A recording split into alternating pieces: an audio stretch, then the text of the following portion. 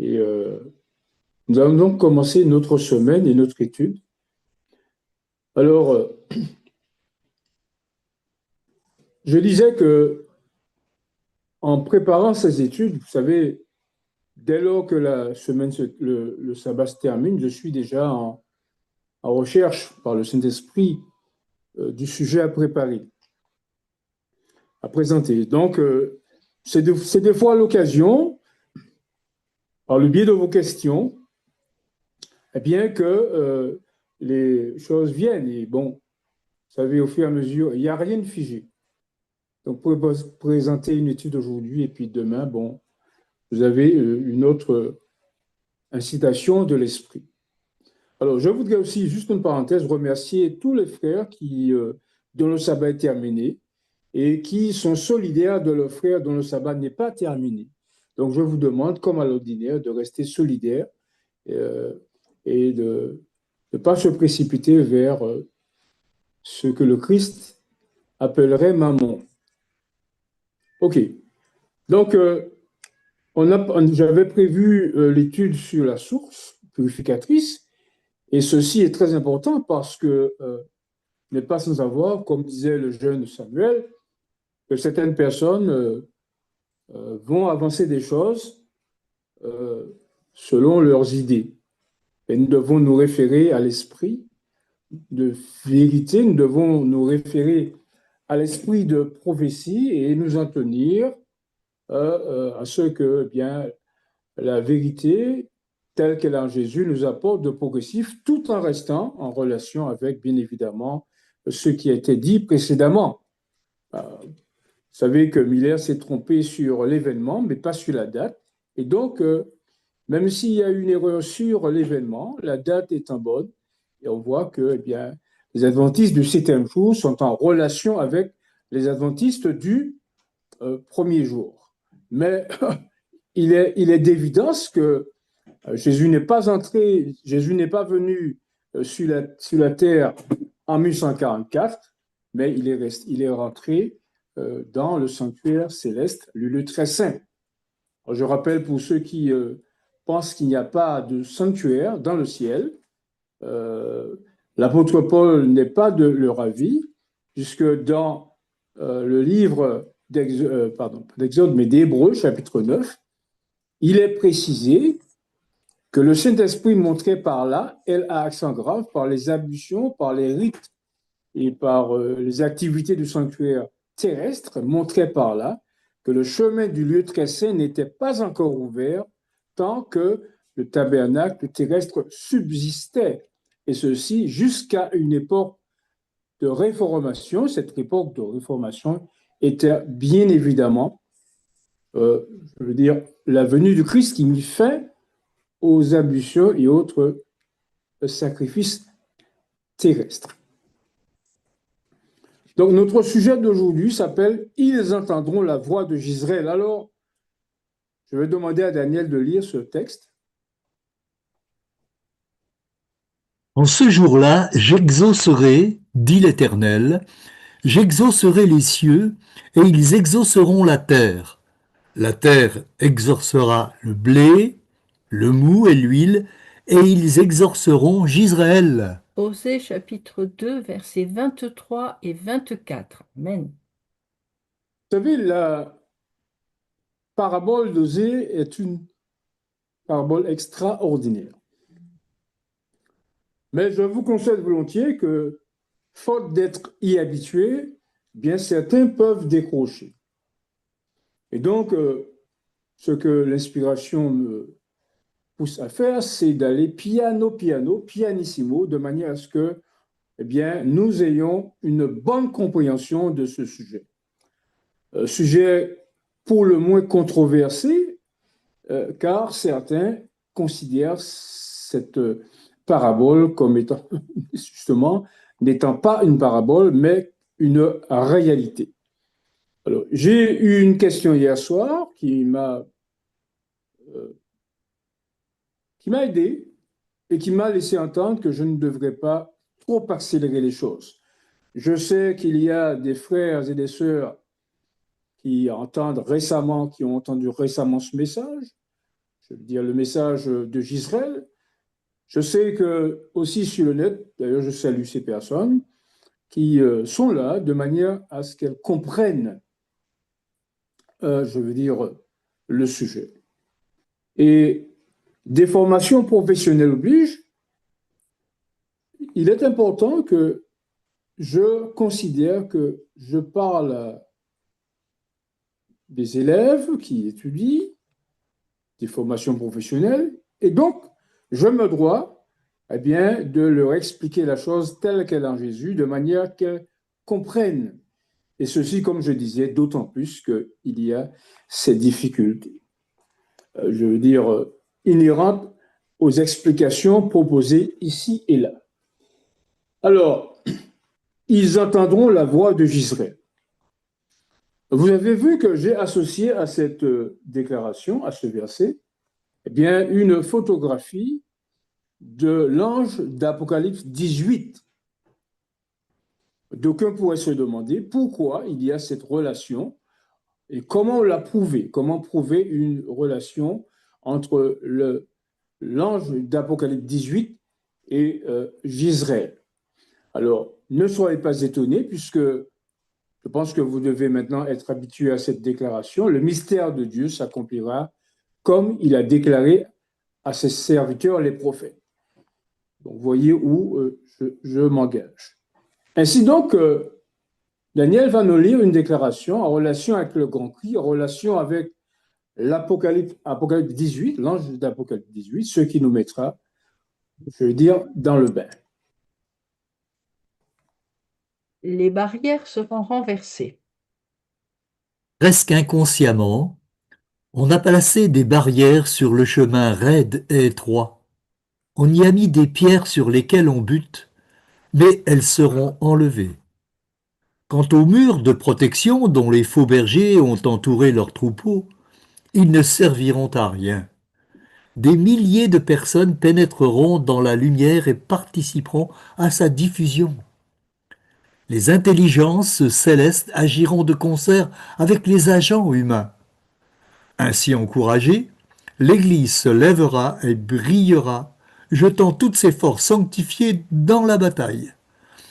De cette façon, les desseins de Dieu se réaliseront et les perles égarées seront retrouvées. Évangéliser, section 20, le message triomphant, page 617, quatrième paragraphe.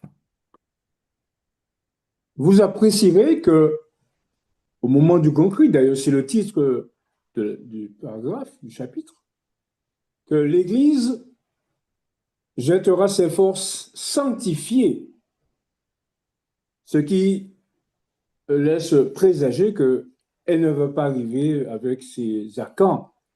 Elle sera fortifiée, elle sera sanctifiée. Et vous appréciez aussi le rôle que joueront les intelligences célestes. Alors, le monde a des intelligences dans leur domaine diplomatique, mais vous comprenez que ces intelligences célestes représentent les anges, sont les anges. Et nous aurons l'occasion de le confirmer. Alors, comment arriver à ce stade? Comment arriver à l'ange d'Apocalypse 18, 1 à 4? Il faut tenir compte du fait que Dieu va nous donner, dans le premier chapitre de Osée, des éléments. Et il va nous faire arriver, comme on l'a vu hier soir, eh bien, il va nous faire arriver à la croix, à ce fameux cependant. Et après avoir lu cependant, qui marque la fin, la frontière entre l'Église de l'Ancien Testament et celle du Nouveau Testament pour qu'elle nous conduise jusqu'à nos jours, eh bien, il y a un élément important. Cet élément, c'est un rassemblement. Cet élément, c'est une ouverture de la mer. Cet élément, c'est un personnage central de la prophétie qui est Gisraël. Cet élément, c'est un exode. Et c'est cet élément, ce personnage, eh bien, qui nous permettront, ces éléments nous permettront d'arriver à la compréhension que nous devons avoir, c'est-à-dire le fait que les gens entendront la voix de Gisraël. Et n'oubliez pas, comme nous l'avons précisé, que cette voix de Gisraël est associée à l'ange d'Apocalypse 18. J'espère que, par la grâce de Dieu, je suis clair. Daniel, peux-tu nous lire ce texte, s'il te plaît? Grande sera la journée de Jisraël. Les enfants de Juda et les enfants d'Israël se rassembleront, se donneront un chef, et sortiront du pays, car grande sera la journée de Gisraël. Osée chapitre 2, verset 2. Amen. Si cette journée eût été une journée, je veux dire, sans importance, banale, l'inspiration n'aurait pas précisé que quand cet événement aura lieu, quand les enfants de Juda et d'Israël se rassembleront, eh bien, l'inspiration ne sera pas, ne sera pas n'aurait pas donné la peine, ne se sera pas donné la peine, voilà, finalement j'y arrive, de montrer que c'est une journée grande. Pourquoi? Ben parce que certains seraient tentés de la banaliser, certains seraient tentés de la minimiser. Et donc, l'inspiration montre qu'il s'agit bien d'une journée qui sera grande. Alors, pourquoi serait-elle grande? Sera-t-elle grande? Parce que Juda et Israël se rassembleront. Alors, nous, aujourd'hui, en tant qu'adventistes du septième jour, lorsque nous lisons que les enfants de Juda et d'Israël se rassembleront, qu'est-ce que cela signifie pour nous? Il faut que nous comprenions toutes les parties de ce texte de manière à arriver à la grandeur de Gisraël, de manière à arriver au moment où les gens entendront la voix de Gisraël ou exauceront, selon les versions, la voix de Gisraël. D'une manière générale, l'on considère que eh bien, les enfants d'Israël, c'est-à-dire les descendants des 10 tribus, ne se retrouvent pas. Ils seront dispersés. Non seulement dispersés, mais on ne va pas les retrouver. D'autres pensent qu'ils sont là, mais qui ne savent pas où ils sont. Alors, les enfants de Juda, nous savons que Juda est l'ancêtre des Juifs.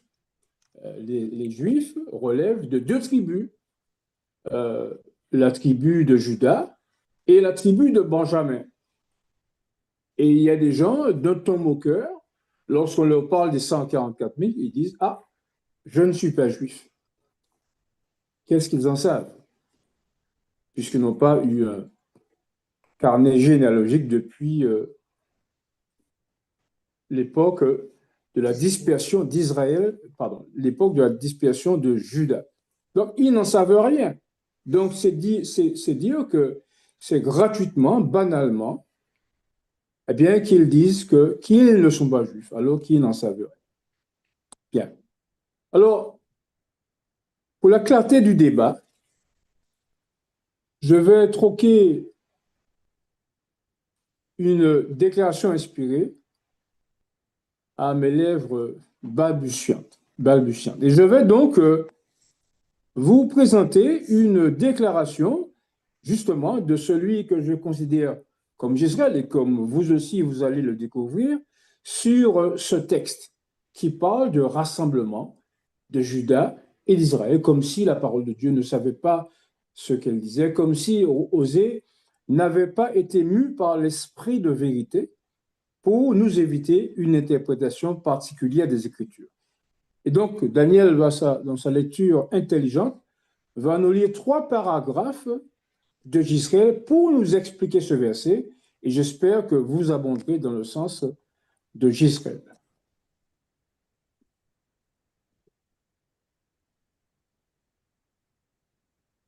Les titres Israël et Juda. Discutons un instant des titres Juda à Israël. À première vue, Ces titres sont généralement mal interprétés et considérés comme désignant les Juifs identifiés. Mais nous ne devons ni lire ni penser de manière superficielle. Étudions la Bible de manière approfondie.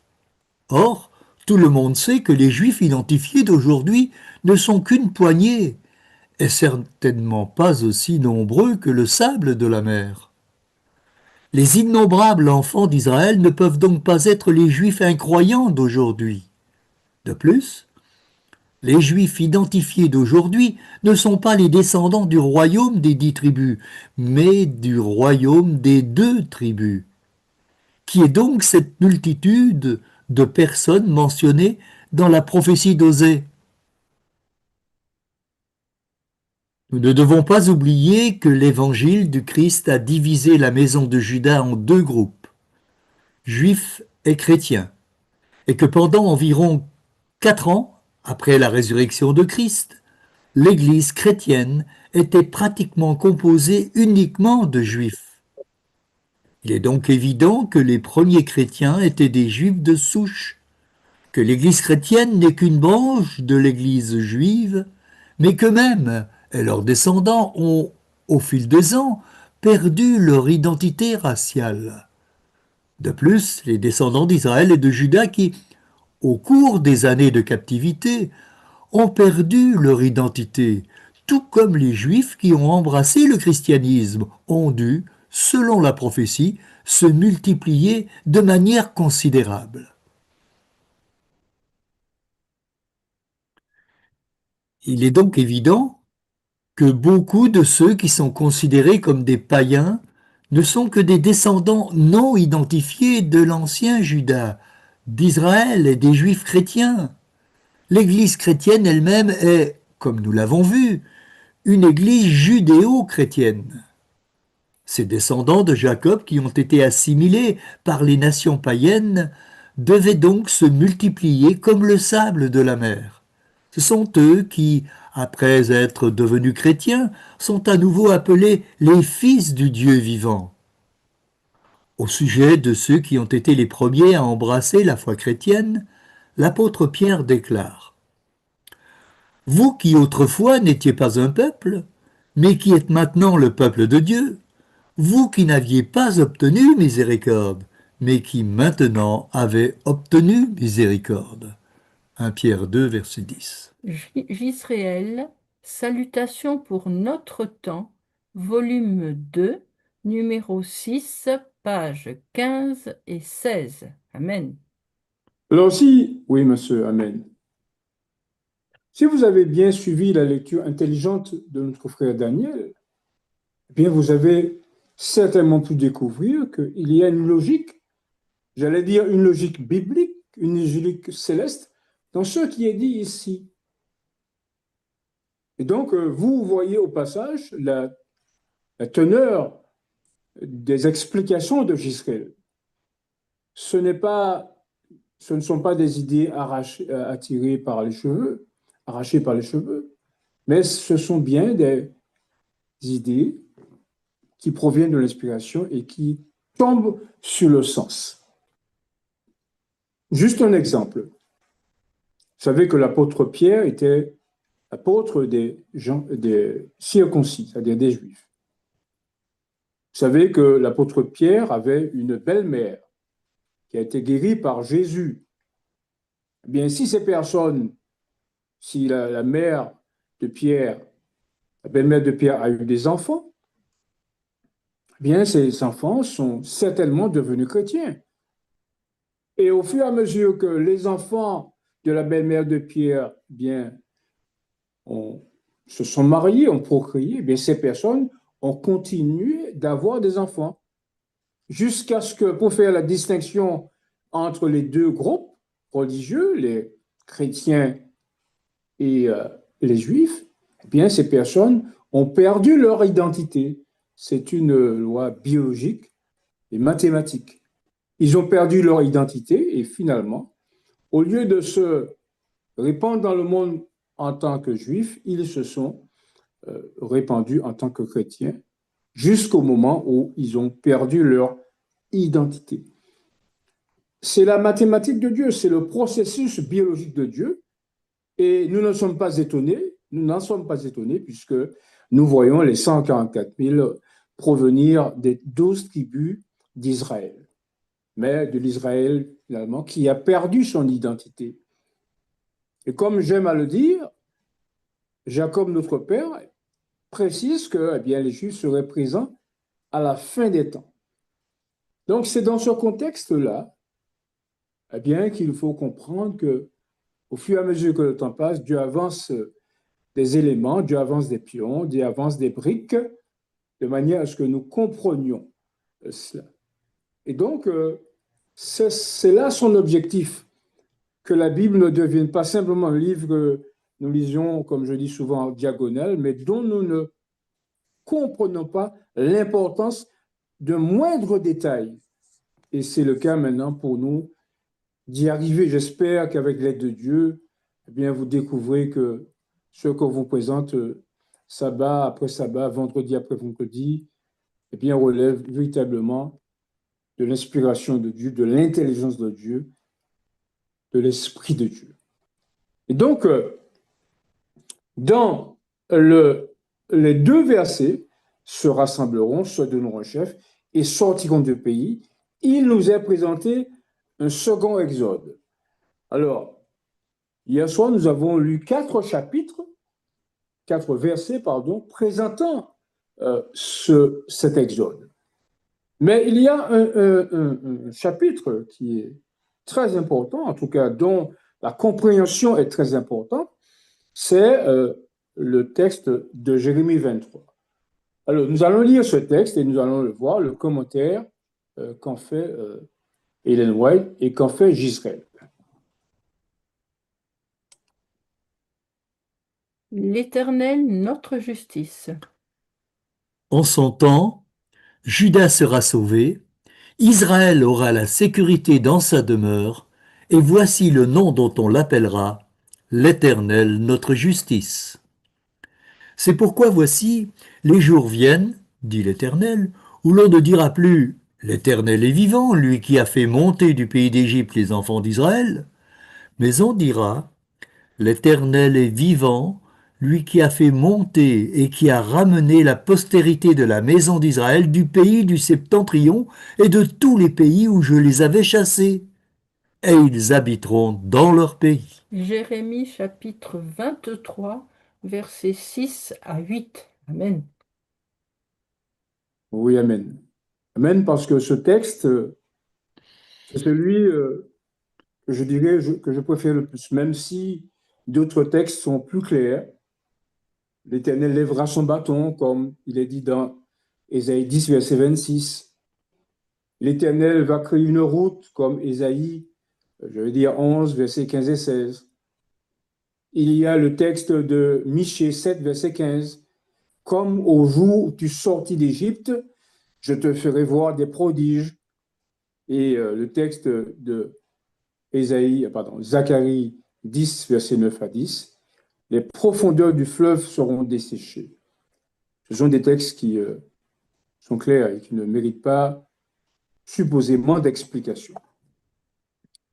Mais le texte de Jérémie 23 est important parce qu'il présente un aspect que certains, je dis, présentent ici ou là. L'Éternel, notre justice. Il va sans dire qu'on parle ici de la justification par la foi, de celui-là seul qui peut nous accorder la justice.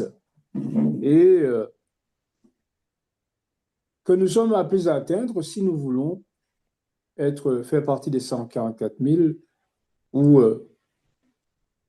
dans un degré moindre, je dirais, si on désire faire partie en tant qu'adventiste de ceux qui se lèveront lors de la résurrection spéciale de Daniel pour prêter leur concours à la proclamation du troisième ange.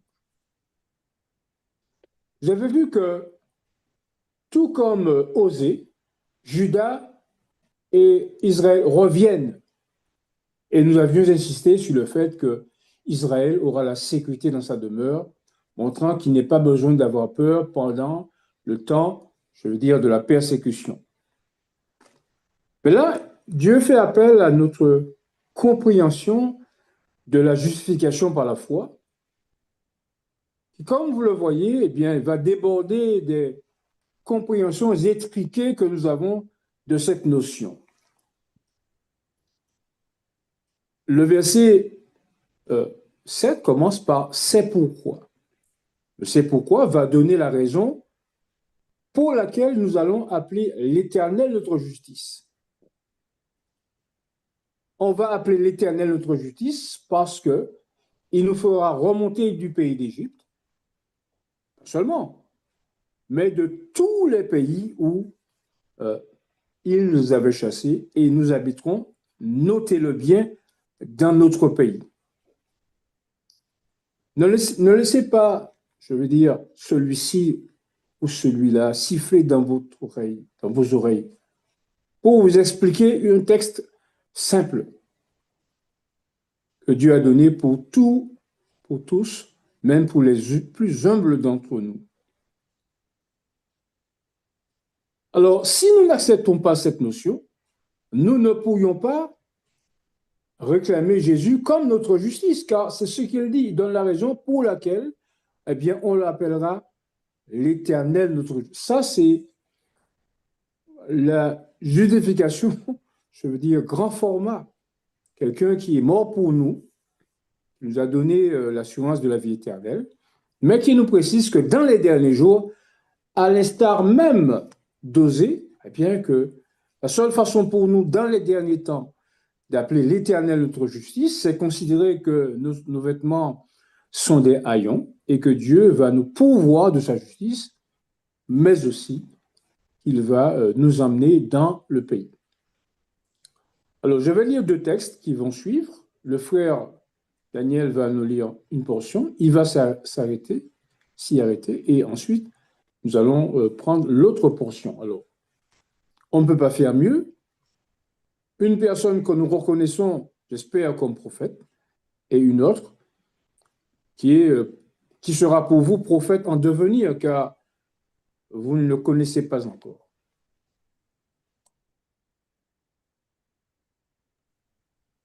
Le second et dernier Exode. La délivrance qu'ils, c'est-à-dire les enfants d'Israël, connaîtraient un jour, serait plus glorieuse encore que celle accordée aux enfants d'Israël au moment de l'Exode. Prophètes et rois, page 326, troisième paragraphe. Il Beaucoup de s'agit personnes clairement, disent, pause. Beaucoup de personnes pensent que la Sauvette n'a rien dit sur cette question, mais vous voyez qu'elle parle d'un exode qui serait plus glorieux que le premier, et ce livre, cette déclaration, vient en commentaire du texte de Jérémie 23, 5 à 8.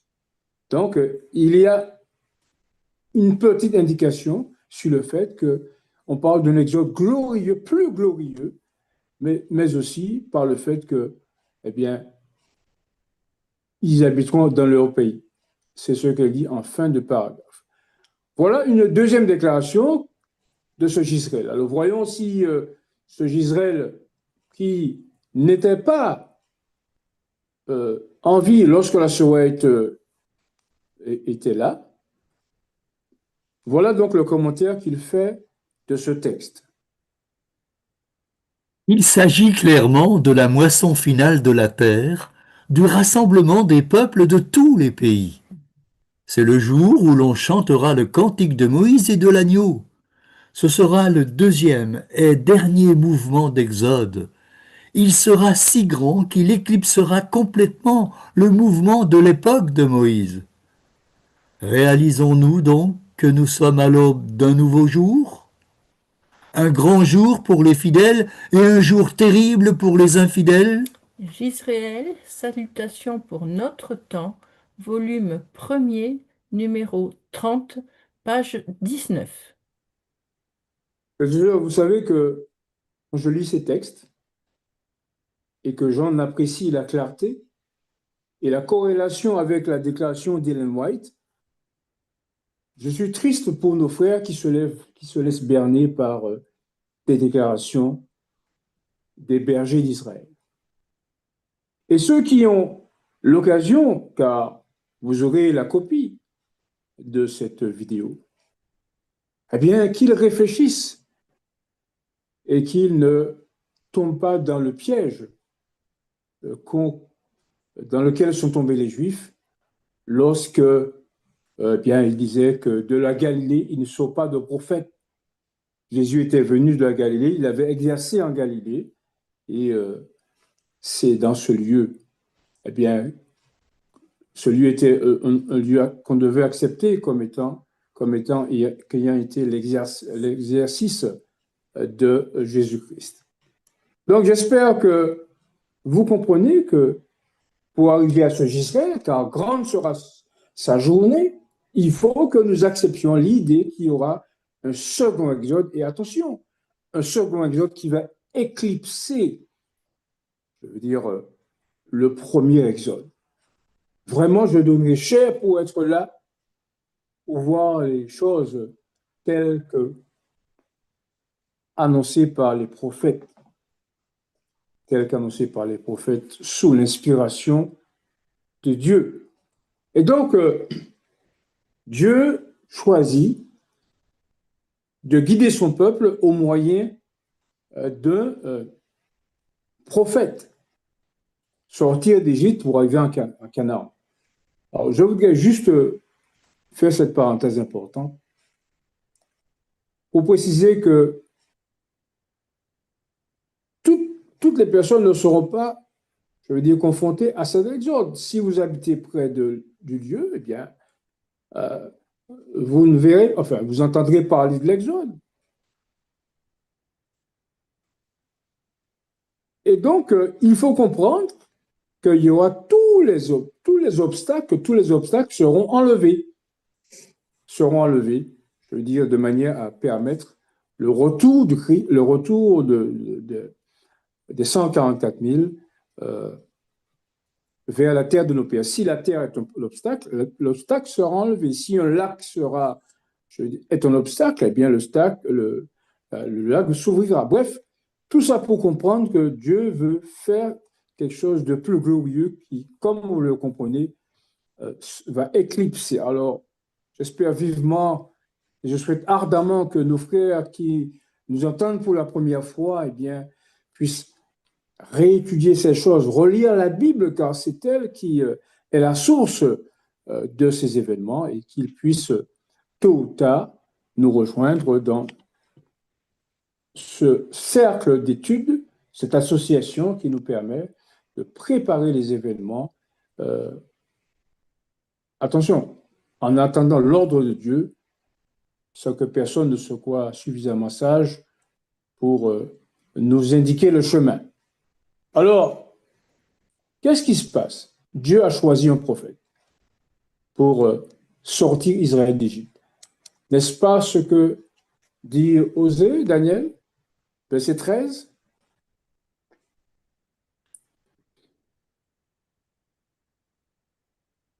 Oui.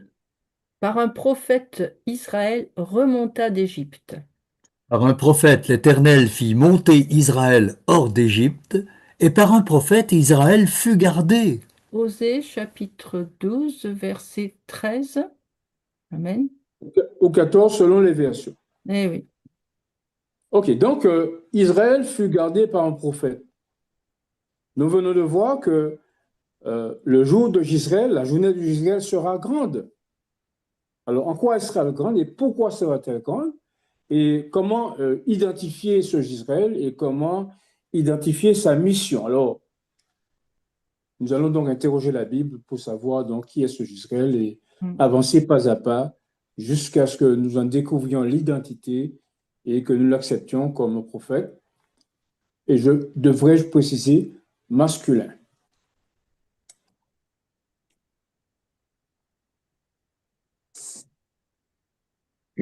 Message de Dieu aux Ruchama et aux amis d'aujourd'hui. Dites à vos frères amis et à vos sœurs Ruchama, plaidez, plaidez contre votre mère, car elle n'est point ma femme, et je ne suis pas son mari. Qu'elle ôte de sa face ses prostitutions, et de son sein ses adultères. Osée chapitre 2, versets 3 et 4. Amen. Alors, cette partie de la parabole semble être la plus difficile. Je veux dire à comprendre que on la comprendrait d'autant moins que l'on fasse la relation avec le mariage. Puisque là, comme vous l'avez su plusieurs fois, nous sommes arrivés à l'ère chrétienne et Osée, même si elle avait un élixir de santé, elle ne pourrait pas vivre depuis, on parle des années moins 600, jusqu'à l'ère chrétienne. Donc on comprend bien qu'il y a quelque chose de symbolique dans cela. Et si nous ne l'acceptons pas, le caractère symbolique, nous ne pourrions comprendre ce changement de Loami à Ami, ce changement de Rushama à Ushama, le Ushama à Rushama. Donc, il y a quelque chose là qu'il faut comprendre. Et au fur et à mesure que nous progressons dans l'étude, dans l'approfondissement, eh bien, nous comprenons qu'il y a quelque chose de particulier. Alors, qu'est-ce que Dieu est en train de nous dire? Eh bien, il est en train de nous présenter l'histoire de l'Ancien Testament, d'Israël, dont on a vu qu'il représente les prophètes que l'on assassine et dont on rejette les écrits. On a compris que l'eau Rushama symbolise pas de pitié, c'est-à-dire que Dieu n'a pas fait pitié au royaume d'Israël qui avait, sous la direction d'Akab et de Jézabel, tué beaucoup de prophètes de Dieu, exterminés, dit le texte. Et nous avons compris que l'Ancien Testament, c'est-à-dire l'Église de l'Ancien Testament, est composée, je veux dire, d'un membre, d'un garçon, symboliquement, bien évidemment, avec le préfixe lo qui signifie pas mon peuple. Et donc, lorsque nous basculons au fameux cependant le nombre des enfants d'Israël, nous avons donc une autre présentation, je veux dire, de l'Église de Dieu, l'Église de l'Ancien Testament. Alors, Gisraël, c'est un frère. La présence de Gisraël est suggérée. Quand je dis suggérée, parce qu'on ne le dit pas, mais on le comprend lorsqu'on parle de sœur. Rushama était la sœur de Gisraël, Ami était le frère de Gisraël. Mais là, Dieu va montrer eh bien qu'il va basculer vers l'Église chrétienne et il va représenter toutes les personnes qui la composent, tant au niveau de l'ère chrétienne qu'au niveau de la fin de, je veux dire, la dernière Église du Nouveau Testament, c'est-à-dire Laodicée. Et donc, nous avons là une représentation totale de l'Église de Dieu. Il y a les sœurs, Rushama, il y a les amis, les frères, dont Dieu a fait grâce, et il y a cette suggestion, je veux dire, implicite de la présence de Gisraël. Et qu'est-ce que Dieu a comme message dans ces 3 premiers versets du Nouveau Testament? Eh bien, il y a donc une déclaration, un ordre qui est donné. Dites à vos frères et à vos sœurs. Le fait que Dieu utilise l'impératif, c'est qu'il donne un ordre à quelqu'un.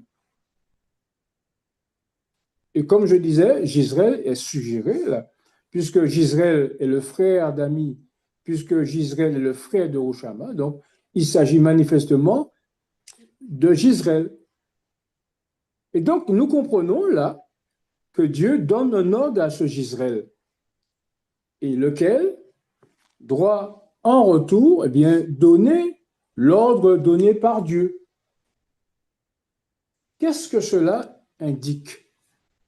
Cela indique que Israël est manifestement un prophète à qui Dieu donne un ordre aux personnes qui y vivront au moment où le second exode est sur le point de se réaliser.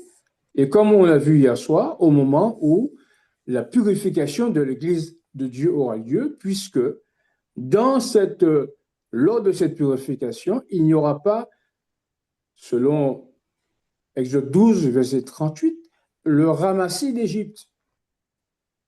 Il n'y aura pas le ramassis d'Akan, il n'y aura pas le ramassis des pécheurs qui ternissent la pureté de l'Église de Dieu. Donc voilà le message.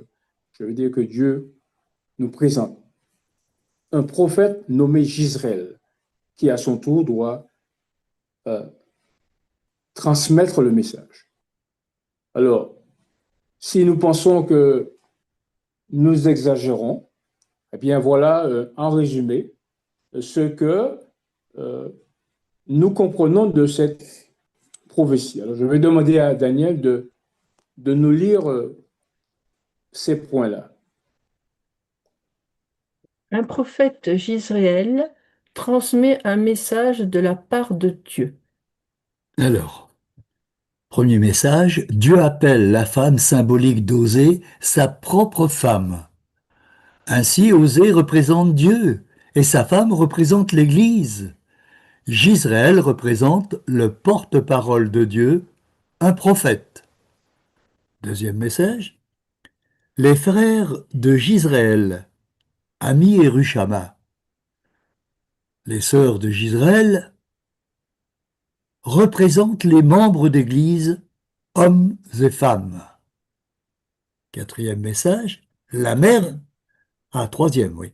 La mère représente le corps pastoral, ceux qui engendrent les convertis dans l'Église. Quatrième message, Dieu donne cet ordre à Gisraël en lui disant « Dites à vos frères amis et à vos sœurs Rushama ». Merci. Donc, vous voyez bien que les choses sont très claires.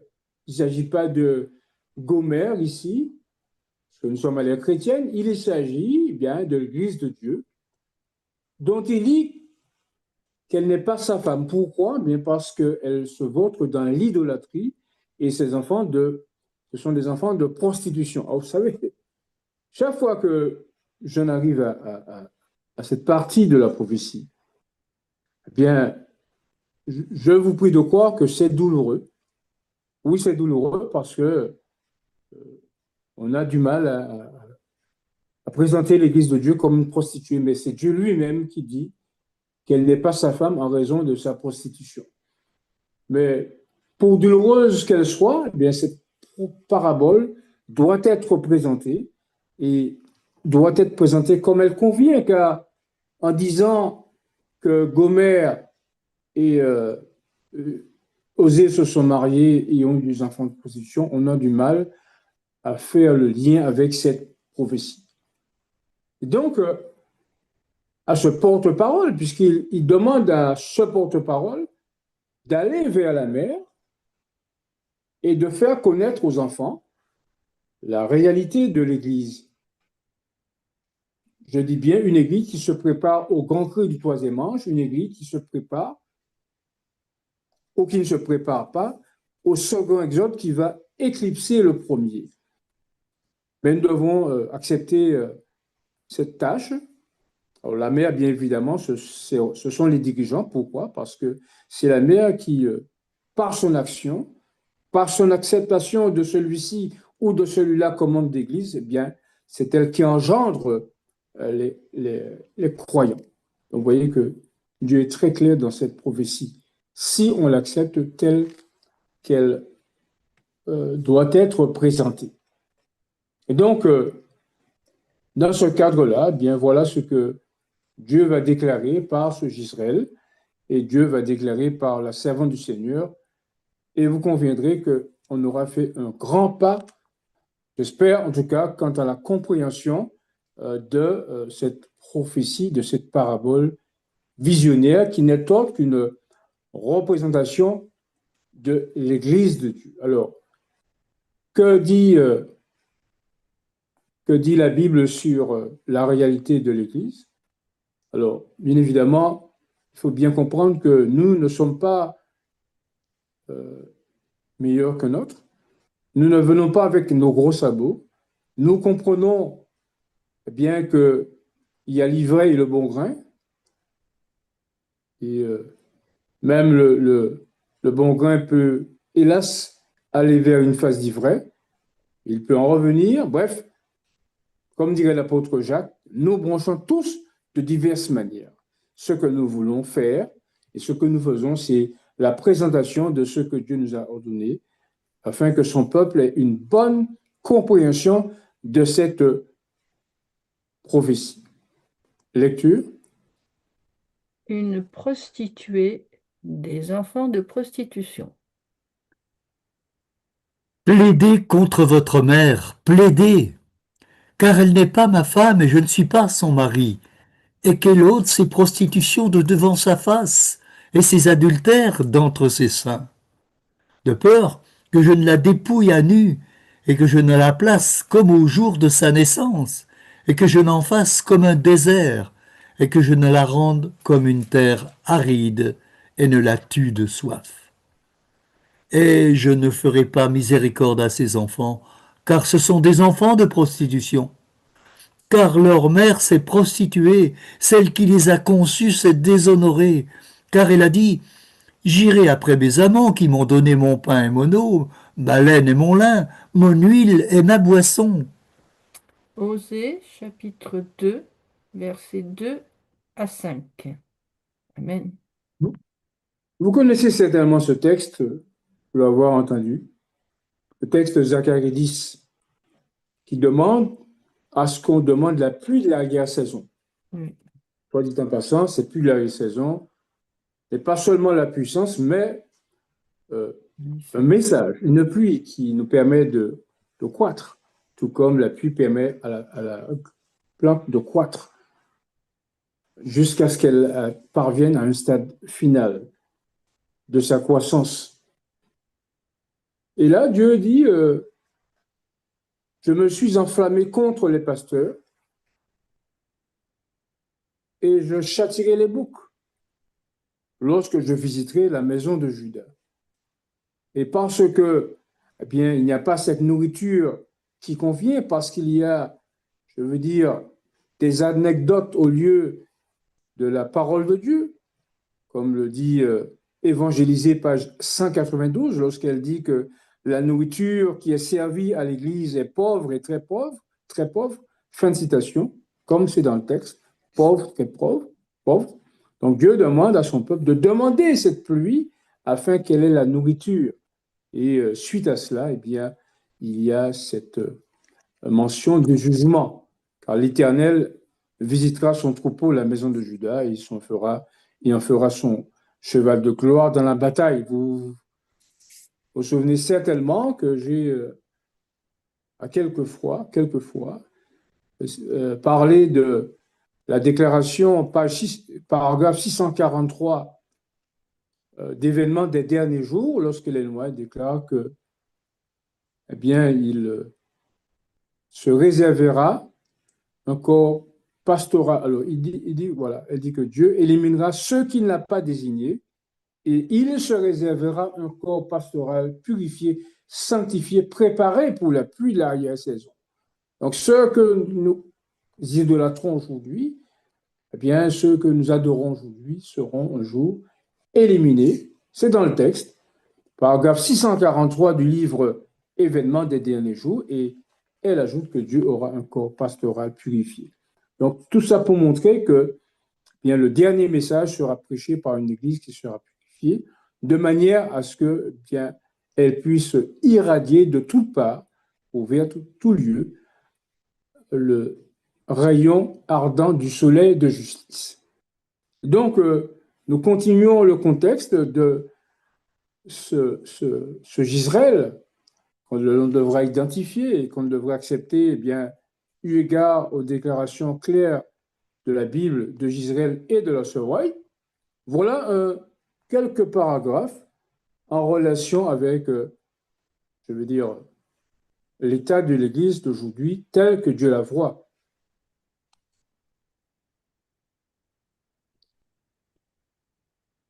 Quel est ce message? Qui peut vraiment dire Notre or est éprouvé par le feu, nos vêtements ne sont pas souillés par le monde. J'ai vu notre instructeur déchirer de prétendus vêtements de justice et mettre à nu la souillure qu'il recouvrait.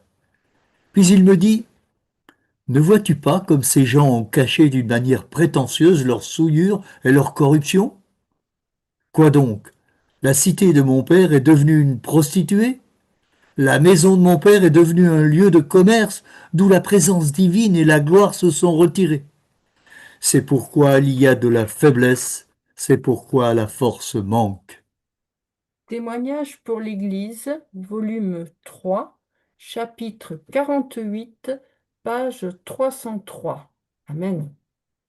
Vous apprécierez le mot apprécier doit être compris comme il doit être compris. Eh bien, la relation qu'il y a entre les paroles de Osée, les paroles de Israël. Je rappelle que c'est Dieu qui fait le constat et qui demande à Israël d'aller le dire à la mer, d'aller le dire aux Rouchama et aux amis de Jour. Donc, la relation qu'il y a entre ces deux prophètes, je crois que ces déclarations sont suffisamment claires, elles sont suffisamment douloureuses pour en rajouter, eh bien, que chacun prenne conscience de l'état, de son état premièrement, et de l'état de l'Église, de l'état des personnes que l'on considère comme ayant tout droit, des personnes qui organisent du commerce. Bref, tout cela montre que Dieu n'apprécie pas cela. Alors, il y a des choses que nous faisons, à propos desquelles nous pensons que Dieu apprécie. À l'époque, on faisait la grande semaine, on ne fait plus, mais il y a toujours des programmes financiers qui sont présentés ici et là. Bref, des inventions, des imaginations des bergers d'Israël, mais que Dieu n'approuve pas. Il considère cela comme du commerce. Alors, toujours dans le cadre de la situation de chacun de nous, de l'Église, bien, continuons le descriptif, d'aucuns diraient le narratif de Dieu concernant son Église. Des Next. membres d'Église non consacrés. Actuellement, le Seigneur n'agit pas pour gagner de nombreuses âmes à la vérité, à cause de la présence dans l'Église de tous les membres qui n'ont jamais été convertis et de ceux qui ont été jadis convertis mais qui ont glissé dans l'indifférence. Quelle influence tous ces membres non consacrés pourraient-ils exercer sur les nouveaux convertis? Ne détruirait-il pas l'effet du message divin que son peuple est chargé de proclamer? Conseil sur la nutrition et les aliments, page 547. Oui. Il est assez singulier de voir que cette déclaration se trouve dans le livre Conseil pour la nutrition et les aliments. J'espère que vous avez compris le message implicite que Dieu voudrait faire passer à son peuple dans le cadre justement des programmes qu'il a présentés et qu'il a confirmés par sa servante. Je veux parler de la réforme sanitaire. Donc, que nous y réfléchissions. Pour certains, c'est difficile, pour d'autres, ils y vont comme ils peuvent. Mais sachez que Dieu considère cela comme une partie incontournable. Certains présentent le message comme le bras droit du message du troisième ange. Donc, que nous y réfléchissions et que nous décidions à faire ce que Dieu nous demande. Alors, voilà encore un aspect qui affaiblit l'Église. Nous le lisons maintenant. Une source de faiblesse dans l'Église. Une source de faiblesse pour l'Église, accepter comme membre des personnes dont le cœur n'a pas été régénéré et dont la vie n'a pas été réformée, est une source de faiblesse pour l'Église. Il y a là un fait que l'on feint trop souvent d'ignorer. Certains prédicateurs et certaines communautés désirent tellement voir grossir leurs effectifs qu'ils s'abstiennent de mettre fidèlement en garde les gens contre les us et coutumes profanes. On n'enseigne pas à ceux qui acceptent la vérité qu'ils ne sauraient se comporter comme les gens du monde tout en se réclamant du nom du Christ. Jusque-là, ils étaient les sujets de Satan. Désormais, ils sont les sujets de Jésus-Christ. Leur vie doit donc témoigner qu'ils ont changé de maître. Évangéliser, section 9, page 288. Amen. Oui, amen. Et nous savons tous que c'est une réalité. Nous ne stigmatisons pas, nous ne critiquons pas gratuitement. C'est une réalité. Il y a des gens qui, par exemple, au cours d'une semaine d'évangélisation, maximum 2 semaines, nous réalisons que ces personnes ne sont pas prêtes, je veux dire, pour être membres d'Église.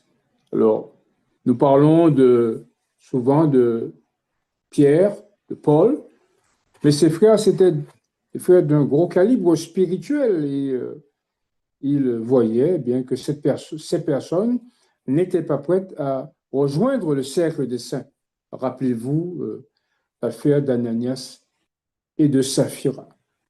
Rappelez-vous des personnes qui, comme la jeune femme, qui a poursuivi Paul pendant 3 à 4 jours, et bien que lui disant qu'il était venu pour prêcher l'évangile, eh bien Paul, a découvert, excusez-moi, que cette personne le disait sous l'action de l'adversaire. Donc tout cela pour montrer que Dieu est en train de nous dire, de nous montrer il y a de cela bien des années, bien les choses telles qu'elles se passent, et il s'agit pour nous, d'y faire attention.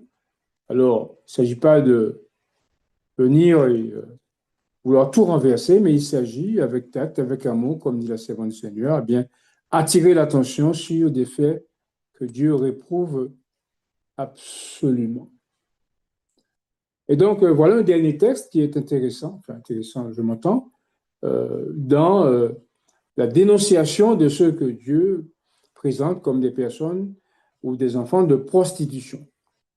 Lecture.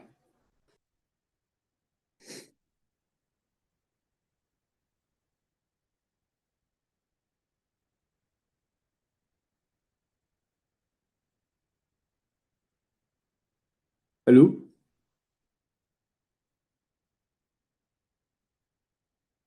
Oui, on t'entend, Edgar. Oui, Oui, Ils c'est Daniel. bon. les réformeront par la suite. Des membres vraiment convertis. Les prédicateurs qui mènent une action dans les villes pour faire connaître la vérité ne devraient pas être satisfaits ni s'imaginer que leur tâche est terminée aussi longtemps que ceux qui ont accepté théoriquement la vérité n'ont pas expérimenté les effets de sa puissance sanctifiante et ne se sont pas réellement convertis à Dieu. Le Seigneur préfère 6 personnes vraiment converties à la vérité comme fruit de leurs efforts que 60 qui feraient profession de christianisme mais dont la conversion ne serait qu'apparente. Ces prédicateurs devraient passer moins de temps à faire des sermons et réserver une part de leur énergie à visiter ceux qui s'intéressent au message, à prier avec eux et à leur donner les instructions divines afin de présenter à Dieu tout homme devenu parfait en Christ. C'est évangéliser, page 289, deuxième paragraphe. Alors, qui nierait la réalité de ce texte? Le problème avec nos dirigeants, c'est qu'ils veulent absolument se calquer sur le fait que la bonne nouvelle du royaume sera prêchée dans le monde entier pour servir le témoignage et ils font des plans et ils établissent des moyens pour que l'évangile soit prêché dans le monde entier. Tout cela, c'est une mauvaise compréhension du mandat. Et rappelez-vous que ce n'est que lorsque, il ne s'agit pas de s'asseoir et de ne rien faire, mais il s'agit de comprendre que l'évangile sera prêché dans le monde entier lorsque les lois du dimanche seront édictées, lorsque l'Église sera purifiée, bien lorsque Dieu donnera à ses serviteurs les moyens de prêcher l'évangile à toutes les nations. C'est ce que Dieu attend. Il ne s'agit pas de faire du chiffre, il ne s'agit pas de faire de la quantité, il s'agit de faire des choses telles que Dieu les voit et dans le cadre dans lequel Dieu voudrait qu'elle soit faite. Donc, voilà, si vous voulez,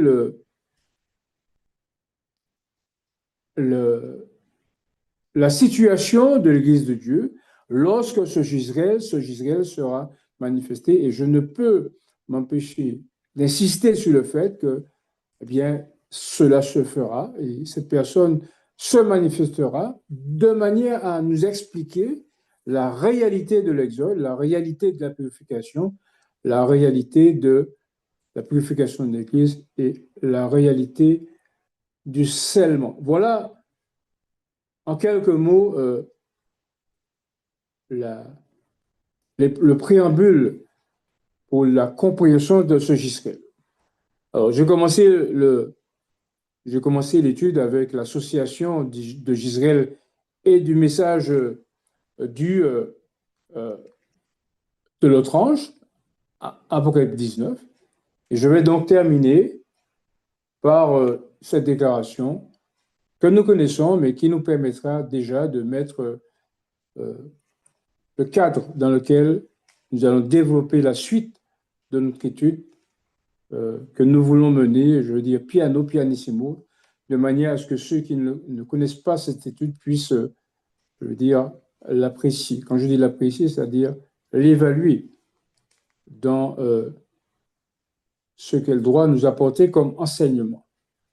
Alors, je voudrais donc terminer avec ce texte. Un autre ange au secours des trois anges. Nous devons mettre de côté nos idées étroites, égoïstes, et nous souvenir que nous avons à accomplir une œuvre de la plus haute importance. Cette œuvre consiste à faire retentir le premier, le second et le troisième message, et de nous préparer ainsi à la venue de cet haut ange qui éclairera la terre de sa gloire. C'est témoignage, Témoignage, oui, volume 3. voilà, page, Témoignage, volume 3. voilà, page Page 12, 12. premier paragraphe. Témoignage, volume 3, page 12. Eh bien, frères et sœurs, il est 18 heures, nous n'allons pas aller plus avant dans l'étude. J'espère que, eh bien, les points sur lesquels nous sommes venus, les points sur lesquels nous avons débattu, eh bien, nous permettra de mieux comprendre notre situation et comment Dieu nous prépare à recevoir ce Gisraël, à accepter eh bien, les conseils qu'il nous donne et comprendre qu'il s'agit bien prophète, d'un prophète masculin, car Dieu ne fait pas dans les genres. Donc, il nous permettra donc d'avancer et j'espère que au fur et à mesure que nous avançons, eh bien, nous serons mieux à même de comprendre le message que nous avons et que Dieu nous permettra de pouvoir l'accepter, le partager. N'oubliez pas que chaque adventiste est un missionnaire pour les adventistes. Alors, le message vient pour l'Église et après qu'il aura fait son travail, son œuvre, eh bien, il produira les 144 000 prémices qui seront envoyées ensuite vers les nations pour ramener le frère d'entre toutes les nations dans un vase pur, ainsi que le déclare Ésaïe 66, versets 19 et 20. C'est ma prière pour chacun de nous. Amen. Amen, amen. Amen. Amen, amen. Nous disons gloire à Dieu pour cette magnifique étude que l'Éternel nous a donnée.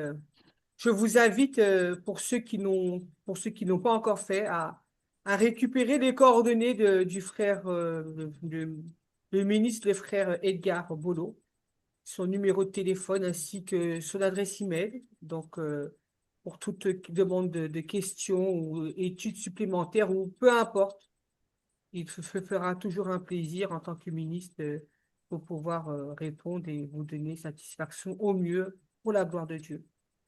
Alors, est-ce qu'il y a des questions? Est-ce qu'il y a des questions par rapport à l'étude de notre frère bien-aimé Edgar, la personne du ministre? Est-ce que vous avez des questions?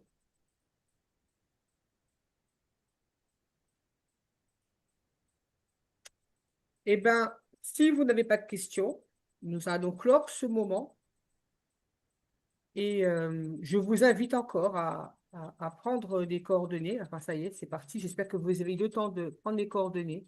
Et de toutes les façons, même si vous avez un besoin quelconque, nous vous ferons une joie et un honneur de partager les coordonnées du frère Bono en cas de besoin.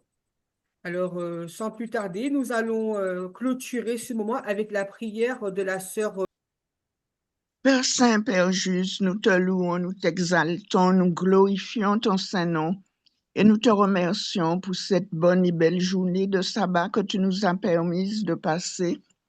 Mais avant tout, nous te demandons de nous pardonner de toutes nos fautes, de tous nos péchés, de tout ce que nous avons pu dire et qui t'ont offensé. Nous te demandons de nous les pardonner. Nous te remercions pour ce message que tu nous as donné en cet après-midi. Nous te demandons de bénir le frère Bolo qui, semaine après semaine, nous instruit, nous donne ta parole. Aide-nous afin que nous puissions la recevoir, qu'elle puisse travailler en nous et que nous puissions aussi le transmettre à nos frères et sœurs autour de nous et que tu puisses bientôt, Seigneur, venir purifier ton Église et ramener tes enfants à la maison. Merci pour ton amour, ta bonté, ta miséricorde. Merci de bénir ceux qui sont parmi nous, qui sont encore un peu réticents. Sois avec eux, parle à leur cœur, Seigneur, et permets que tous ensemble, nous puissions nous préparer pour faire partie de cette élite que tu voudrais préparer pour pouvoir aller prêcher le message dans le monde entier. Merci d'entendre, merci de répondre, merci pour cette nouvelle semaine que tu nous as donnée et que sabbat prochain, nous soyons encore tous réunis afin d'entendre ta parole enrichissante et nous préparer pour ton avènement. Au nom de Jésus, nous t'avons prié et pour ta gloire seule. Amen.